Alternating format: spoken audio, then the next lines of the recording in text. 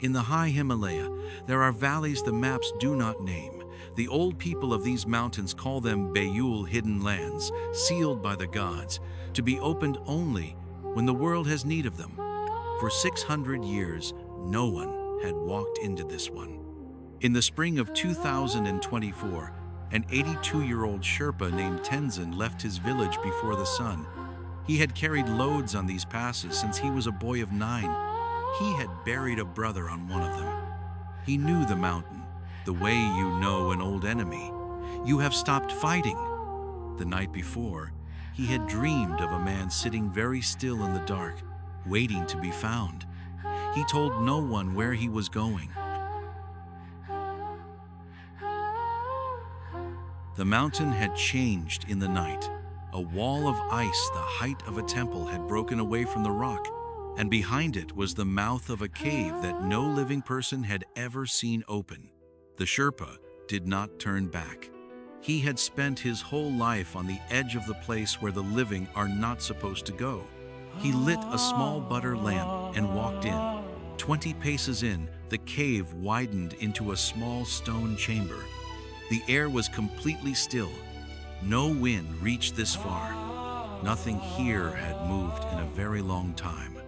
And in the center of the chamber, facing the wall, someone was sitting. He was a monk. He sat in the full lotus, his spine straight, his hands cupped in his lap, his head bowed as if he had only just closed his eyes. He wore the deep maroon robe of a Tibetan order, worn thin at the shoulder, patched at the knee by a hand that had cared for it for many years. His skin had dried to the color of old wax. His eyebrows were still there. His face was not afraid. Tenzin had seen this before, not the body, but the posture. In his tradition, it is called tukdam, the meditation a great practitioner enters at the moment of death. Sitting upright, choosing the hour and not falling, the cold of the cave had kept the rest. For 600 years, the monk had sat exactly as his students had left him, and in his cupped hands, held the way a man holds the most important thing he owns, was a prayer wheel. A Tibetan prayer wheel is not empty. Inside the metal cylinder, tightly wound around the spindle, is a long strip of paper, and on that paper, written by hand, again and again, 10,000 times, 20,000 times, is the same sacred line, Om Mani Padme Hum. Each turn of the wheel is meant to send every written prayer out into the world at once. It took a conservator in Kathmandu 9 days to unwind the scroll without breaking it. The paper was handmade, 600 years old, and almost perfectly preserved by the dry cold of the cave. And every page of it was blank. There was no mantra, there was no ink. In 600 years of turning, the monk had never written a single word. But the pages were not untouched. Under raking light, the conservator saw them faint, oval, deliberate. On every single page, pressed into the fiber, was one human fingerprint. Before I tell you whose you should know, the archive holds more like this. Far to the north, a young woman lies in the Siberian permafrost, tattooed from wrist to shoulder in symbols that should not exist. Subscribe so the ice can find you when her story surfaces. The fingerprints were not all the same. A forensic team mapped 4,000 of them. Some had the fine, tight ridges of a child. Some were broad and worn to almost nothing, the hands of the very old. Some were missing fingertips. Some were pressed by hands that had clearly done a lifetime of hard work. They belonged to thousands of different people. In these mountains, 600 years ago, almost no one could write. The sacred words belonged to the monasteries, to the literate, to the few. But faith did not. So the people came to the one who could not give them letters, but could give them a page. A mother who had lost a child. A herder before a hard winter.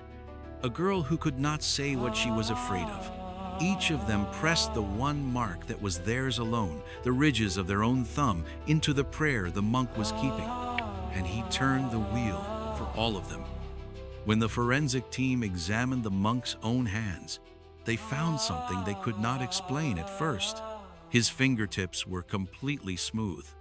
The ridges were gone, worn away by a lifetime of turning the same wheel, of pressing the same pages, until he had no print of his own left to give.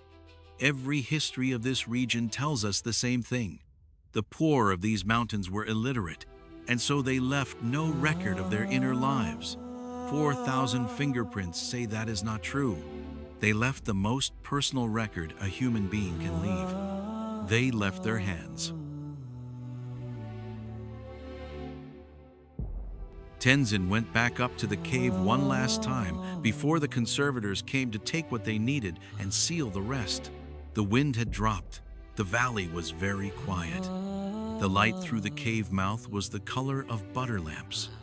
He knelt in front of the monk, and he did what the old people of these mountains do when they meet someone who has been sitting in the dark for 600 years, waiting to be found.